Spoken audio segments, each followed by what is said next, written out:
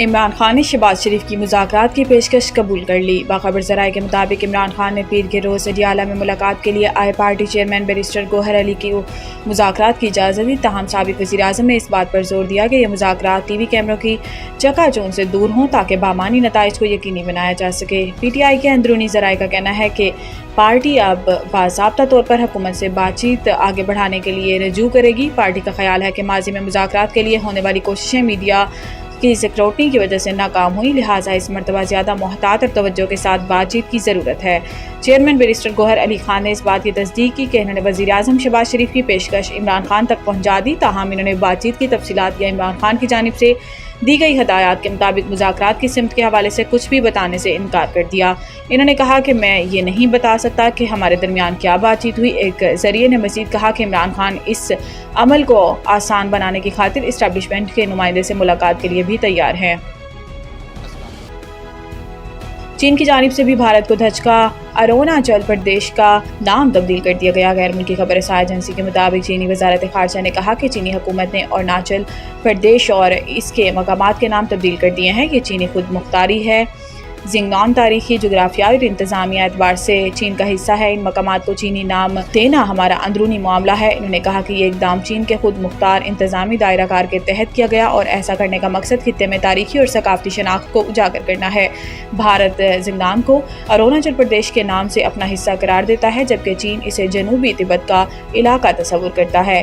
دونوں ممالک کے درمیان اس مسئلے پر پہلے ہی کشیدگی پائی جاتی ہے۔ دفاعی ماہرین کے مطابق پاکستان کے بھارتی جارحیت پر منہ توڑ جواب کے بعد چین کی جانب سے زنگنان پر دو ٹوک موقف بھارتی حکومت کے لیے بڑا دھچکا ہے۔ مودی حکومت نے خطے کے ہر ملک کے ساتھ تنازع کھڑا کر کے ثابت کیا ہے کہ بھارتی حکومت خطے کے امن کی دشمن ہے۔ ملکی معیشت میں حیران کن استحکام نظر آیا۔ وزیر اعلیٰ پنجاب مریم نواز نے گرین ٹریکٹرز کی تقسیم تقریب سے خطاب کرتے ہوئے آپریشن بنیان مرصوص نے قوم کو متحد کیا اور پاکستان نے نظریات اور جذبے کی جنگ میں سب کو پچھاڑ دیا۔ قوم کو عظیم فتح پر مبارکباد دیتی ہوں۔ انہوں نے کہا کہ دشمن کے خلاف کامیابی اللہ کی مدد سے ممکن ہوئی اور پوری قوم نے سیسہ پلائی دیوار کی طرح ملک کا دفاع کیا۔ نفرت کی سیاست نے ملک کو کچھ نہیں دیا اور نفرت کے سیاست کے خاتمے سے ملک ترقی کرے گا۔ انہوں نے کہا کہ ماضی میں اوورسیز پاکستانیوں کو پیسے نہ بھیجنے کا کہا گیا۔ وزیر اعظم شہباز شریف دن رات محنت کر کے بجلی کی قیمتوں میں کمی لا رہے ہیں، جبکہ مہنگائی کو کم کرنا کوئی آسان کام نہیں ہے۔ وزیر اعلیٰ پنجاب مریم نواز نے کہا کہ تمام سیاسی قیادت کے لیے پاکستان ریڈ لائن ہونی چاہیے اور پاکستان کا امن ہماری ریڈ لائن ہے۔ ملکی معیشت میں حیران کن استحکام نظر آیا، جبکہ عوام نے کسانوں میں دوریاں پیدا کرنے کی کوشش ناکام ہو گئی۔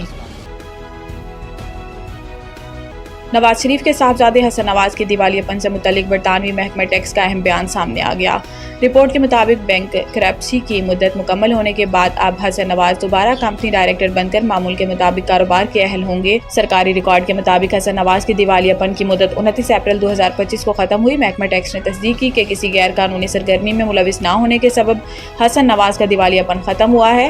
2 ماہ قبل HMRC نے حسن نواز کی طرف سے خود کو دیوالیہ ہونے کی اطلاع دی تھی۔ حسن نواز نے تقریباً 10 ملین پاؤنڈ کا ٹیکس ادا نہ کرنے کے سبب دیوالیہ پن اختیار کیا تھا۔ حسن نواز سے متعلق بینک دیوالیہ کیس بند کر دیا گیا، جبکہ ان کے خلاف کوئی فوجداری یا دیوانی الزامات عائد نہیں ہوئے۔ برطانوی حکومت نے حسن نواز کا کاروبار شروع کرنے کی باضابطہ اجازت دے دی اور برطانیہ حکومت کے ریونیو اور کسٹم نے حسن نواز کے خلاف بینک دیوالیہ کیس باضابطہ طور پر بند کر دیا۔